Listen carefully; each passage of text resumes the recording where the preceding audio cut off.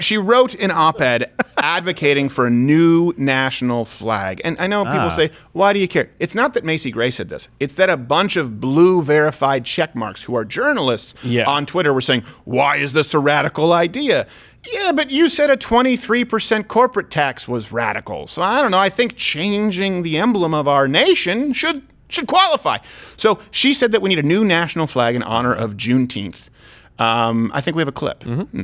Macy Gray believes it's time for a new flag to represent the United States of America. In an essay shared on the stock market news site MarketWatch, Macy shared her thoughts on why she thinks the current flag no longer represents the U.S. and what it should be replaced with.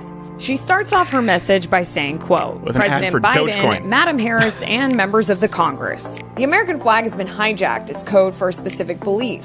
God bless those believers, they can have it. Like the Confederate, it is tattered, dated, divisive, and incorrect. It no longer represents democracy and freedom. So here is the argument. I want you to see the argument that has been made from the left supporting, of course, Macy Gray. It's not that Macy Gray said it. It's that people amplify this, and this goes back to the idea of cancel culture.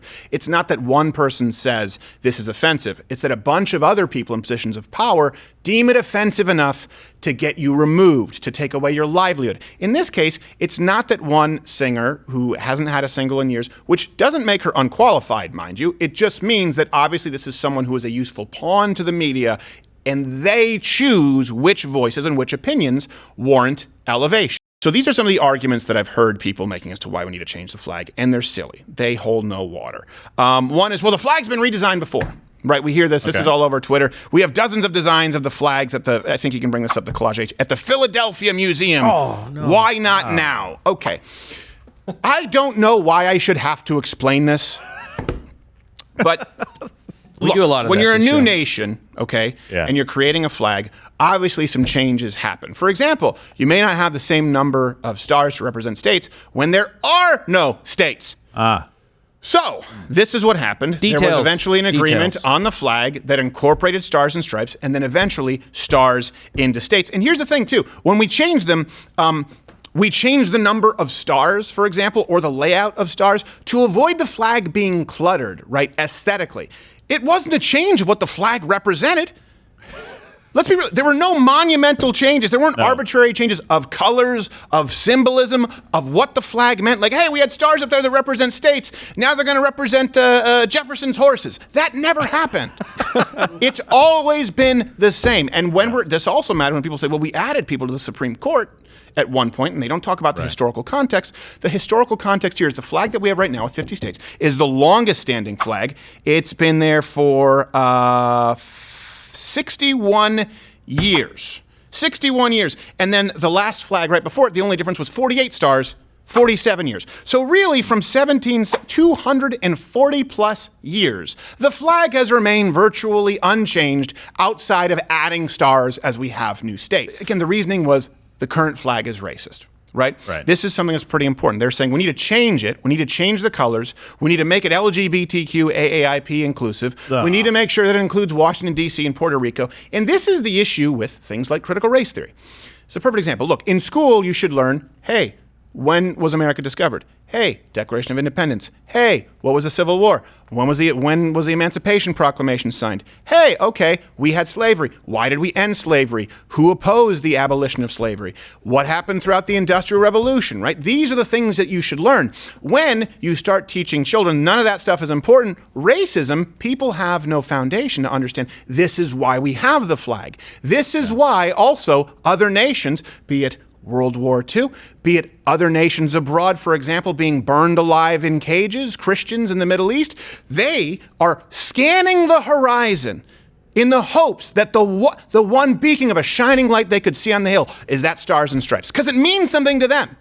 That's why more people have died trying to get here than anywhere else. Have you seen the boats some people have tried to make trips from in Cuba? They're not only not seaworthy, they're not even buoyant. Let y'all know Manny sent over some pictures of the Garbage Raft. Oh, geez. That's terrible. Yeah, well, I got to see them when I went to Guantanamo Bay. Well, Stephen, what happened is they got close to the border and they said, have you changed the flag yet? Yeah. Because if you haven't, we're not coming. We're going back. Well, they got close, and it was just Macy Gray and a loudspeaker. I want to welcome you. Go back!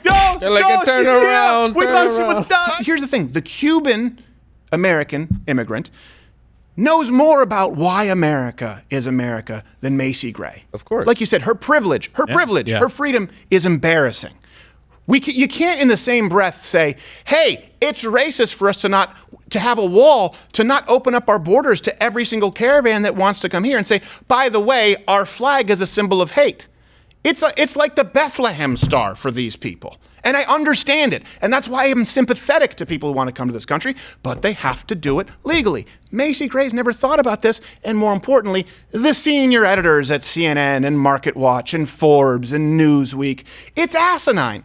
But that's why you want critical race theory in schools, because you want the asinine to become normalized. I saw this all over Twitter. Again, blue check marks and people are like, oh, yeah, listen, for people who say the flag matters, you don't want to change it, who fly the Trump flag or the thin blue line flag, you've lost a leg to stand on. Okay.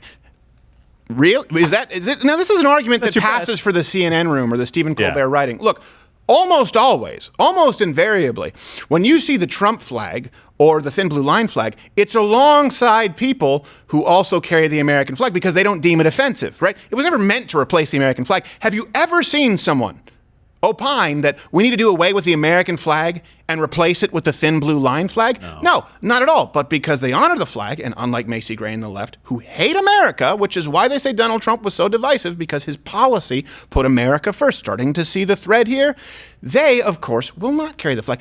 Look, I challenge you this, okay? First off, the MAGA flag, right, the Trump thing, this is basically a bumper sticker that was turned into a flag.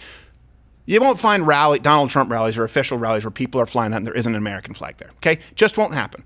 Usually, I want you to try this too. See a truck with the thin blue line flag, or look at houses if they have the thin blue line flag. Count how many of them in your neighborhood and comment below are alongside the American flag. Now, for contrast, I want you to count how many of the rainbow Peter puffing flags are alongside American flags, because that is something I've never understood. If you're going to say that America is this symbol of hate and oppression, okay, how many porches do you think in Iran have the Iranian flag next to the LGBTQAIP? 0. Next to the body hanging? Yes. Actually, we have an exclusive look at what Macy Gray's new flag looks like. It's aiming to be as inclusive as possible.